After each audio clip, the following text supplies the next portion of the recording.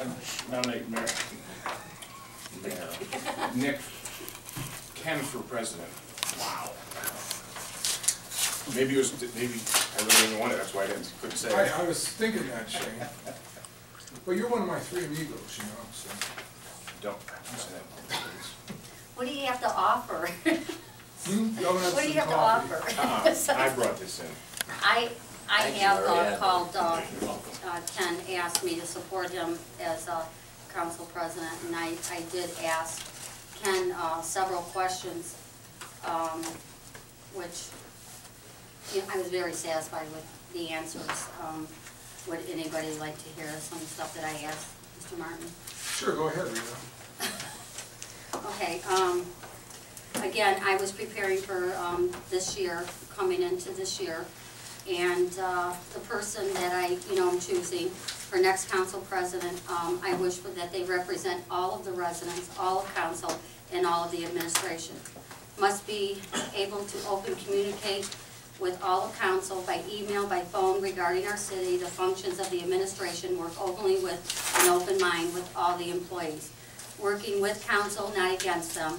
Being able to take the emotions out of the situation and act accordingly. Taking our time on all legislation, having work sessions longer than a half an hour. For example, the week that we all came in and we worked hard on the two items before us, the signs in the hotel motels. I thought that was very successful. We all listened to each other's viewpoints, and we had time, and we took our time, and we came to a decision. So I find that I think we should have longer. We should really look at legislation, have more time on it, and I'm sure the council president, the next council president, Ken said he agreed. Consider longer work sessions, what I just said, and go over our packets and that we're all aware of it, and we openly communicate and take the time for it. We legislate to whom introduce legislation to council, as well as council members supporting it, which is something that I'm introducing. You know, where we actually know. I know this last year, for me being new, I had heard that a couple times from some of the other council members who introduced this legislation, so that's why the legislation I have before us, I mean, I think we should know that before we even come to this table. And Ken, once again, agreed on that. Working together for the same goal on the behalf of where we live and love. Let's represent our city and appropriate funds to express the beauty of our city for all that live here and the visitors that come into our city. I talked to Ken about this. I know going into appropriating funds for next year, I really think that we need to appropriate, Ken said, you know, get some landscaping going throughout the city to make it look a lot nicer coming in, going out and throughout the city. You know, flowers, you know, just in the little area as you go through 82. And then by the rec center, when you come out by the rec center, that whole area, get it really nice and looking, and, you know, appropriate money for that. And allowing our residents the freedom of speech and keeping an open mind of the views for all of us and not disrespecting anyone's views publicly, being kind to the residents and council as well as the fellow council members, administration, keeping the negative opinions to ourselves. And remember, your opinion may not be the same as other members. I myself do not agree with disrespecting someone else's views. And that's like one of the biggest things for me, and Ken and I talked about it. So, that's what I said. And Thanks, Rita. I nominate Rita for vice president. Well, we're not done with president. President. What's more important, the president or the vice president? I think Nick was also making that. Correct. does anybody else have any questions for Mr. Martin? I grilled him incessantly.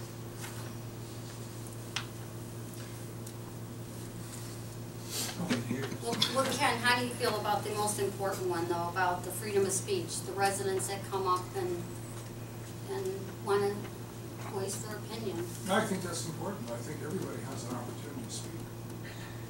And I've actually had cases where I've actually litigated in court a particular person's freedom of speech. So that's not a problem at all. I agree. agree with you totally on that. Are you saying you wanna change the way we do with signing up and having the, 5-minute time limit, I believe? Is that No. what you were talking, is that, No, why are you bringing this up? just keeping your negative opinions to yourself and not, you know, like some of the residents are afraid to go up and speak in front of us because they're afraid that they're gonna get, you know, picked on or whatever you wanna call it. They, you know, and they should be allowed to come and tell us how they feel. Is there like a specific example of you're referring to? I mean, I'm trying to Oh, understand. do I have to go back for the year? I'll have to. I'm just trying to understand where you're coming from. Well, Yeah, I mean, opinions, I mean, if I disagree with you on something, I think I have a right to let you know, and if you disagree with me, I certainly want to know, Well- because I've had my opinions changed many times. I understand, and I do too, but some people feel that, sometimes Mr. Martin goes a little too far and hurts, you know, says things that he probably shouldn't say to them, you know, and, they, But you're okay with his answers? yeah, he, Addressing those particular issues? yes, him and I talked, and he agrees that, you know, I think whoever represents us, I mean, needs to respect the residents when they get up there and they talk. Yeah, but I'm just confused because, do we not do that? Is that Well, maybe, is that the statement that's being made here? Because So, You know, let me give you an example. okay, yeah, go on, thank you. Okay, I'll give you an example. Last month, the president of the Longwood Historical Society got up and he made several statements regarding the community or the city's support to the Longwood Manor. And basically, he also drafted a letter to the newspaper and said that the city council wasn't really helping out at all. And I didn't say anything at the time because I thought it was best to let the gentleman speak. However, I will point out to you that I made an offer to him that I would try to get $300,000 to Mr. Casimir and his group to further the Longwood Manor. And he told me thanks, but no thanks. So I felt that his statement was inaccurate based on the fact that I had made an offer to him of $300,000. To me, $300,000 is a very, very generous offer and certainly reflects the city's alacrity in terms of getting that project done. And I do want to point out too that I remember talking to Angela one time. Is Angela here? Mm-hmm. Yeah. And Angela told me how they had gone into the basement of the recreation center and gone through all of the news clippings concerning the Longwood Manor, and that how long had it been years that we've worked with this group to give them an opportunity? How many years would you guess it would be, Angela? I think we commented because we had seen articles that dated back to probably the late 90s, early 2000s. So I think when you take a look at the efforts that the mayor has made, when you take a look at the efforts that council has made, and when you take a look at the offer of the financial incentive of $300,000, I think the fact that Mr. Casimir made that statement, it was a bit inaccurate. But keeping in mind that I've spoken to you about those things I didn't mention. So what I want to point out is that I think at times people make statements that are not correct. For instance, I've heard various statements from people that the city's corrupt. I've heard statements from people that certain people are stealing from the city. Now, if those statements are made in a public forum, I think that they should be addressed because they're not true. I've been involved with the city of Macedonia for over 25 years, and I can tell you now, after 12 years as a member, 11 years as a member of council, I don't see any evidence of theft. I don't see any evidence of corruption. I don't see any evidence of people using the city for their own aims, their own financial purposes. So I think at times that people do go overboard. And they make statements that they shouldn't make, and they make statements that, in my mind, are just patently false. There's been statements made about the mayor, the gentleman from, he wasn't even from our community. You remember that gentleman, Mayor? oh, yes. And I understand that he got upset. I found out later on that he got upset that I had stopped him and that, but what he was saying was just so patently false and so patently outrageous that it deserved an answer. So the whole point to it is that there are certain things that are said sometimes that, in my opinion, are inappropriate to say as members of council. But again, in consideration of the talk that I had with you, and in consideration of the fact that you felt perhaps it was best to let things like that go, I didn't say anything to Mr. Cashmere. And I can remember another instance too, but I'm not going to bring that up.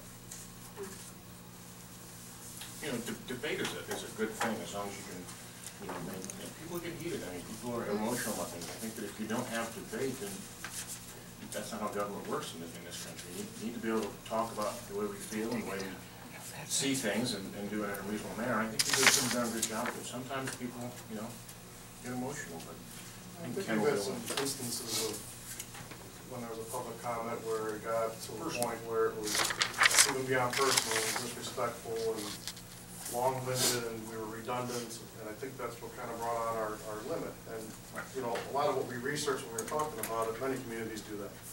Actually, most of them were like 3 minutes. They didn't give you hardly any time. yeah, no, I know. My point was, if the discussion is about legislation, when it starts to go down and when it doesn't germane to what we're speaking about, there's no reason for that. So, kind of got off track here, but. Any other nominations for president? All right, moving on to vice president. Rita for vice president, again. I'll nominate Nick Molnar for vice president. Anything further? All right, planning commission. I nominate Rita Darrow for planning commission. By the way, can I point out something, Rita? That is the most powerful. By being appointed to the planning commission, you become the most powerful council member in the city, because you now have 2 votes. You have 1 vote on council, and you have 1 vote on planning commission. And planning commission in the city of Macedonia is extraordinary for this reason. Council does not review decisions of planning commission. Once the planning commission makes a decision, that decision can only be appealed by going to the Court of Common Pleas in Summit County and filing an administrative appeal. And I do believe that our city is one of only 2 cities in Summit County that actually have a planning commission that has that authority and that kind of power.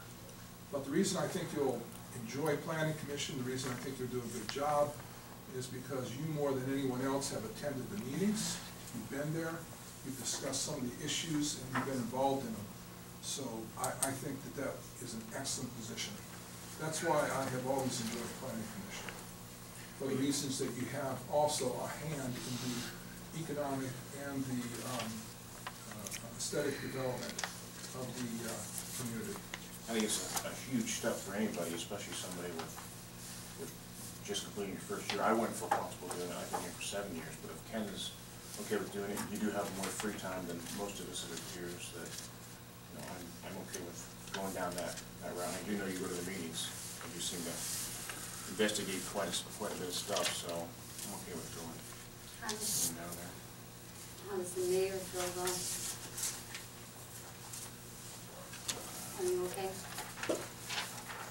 One of the things that keeps our city moving forward every once in a while is we get some fresh blood and fresh ideas, and your opinions are always welcome.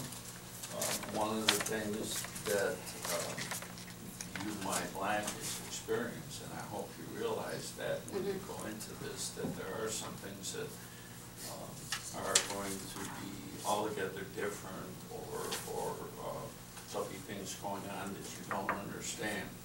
So if in fact you do go on to the planning commission, I would hope that you would have an open door to me at all times, because it's very, very easy to condemn or to condone, either way.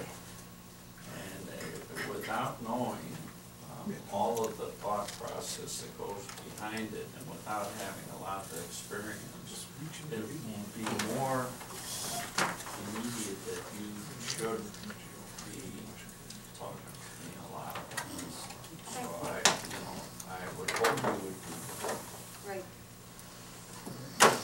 I would also like to nominate, Dave Abel for planning commission. Was he interested in that, do you know? Mike? Dave told me he wants finance. Never mind, you take it back. Anything further for planning? All right. Parks and Rec? I will, it's my last year, I've been doing it, this will be my third year. Got some important things coming up. The levy that expires at the end of 2016, I think, is gotta be discussed at some point in time. The introduction of, not the introduction, but the idea of the water park is something that we've been discussing for about 2 months with the commission. I'm willing to do that last year on council. And I think, I was gonna nominate, like I said, I was gonna nominate Mike. I'm Yes, not allowed, I- yeah. Recreation. He has such a passion for the Parks and Recs, and that's what he went to school for. And I learned a lot about that in this last year, so. You don't want what's going on? No. No? What does it pay? You can have double what I got. Can we do finance as well? Or just? The chairmanship is not part of the, that's not a charter issue, we only deal on the floor with charter issues. But it's common practice, the committees are done out there as well. But you just make the announcement, you know, when you can, the reason the list is there is because those are all the charters. All right, so for finance, I'll nominate Dave. Is anyone opposed to that? Rita? No, I talk to him all the time about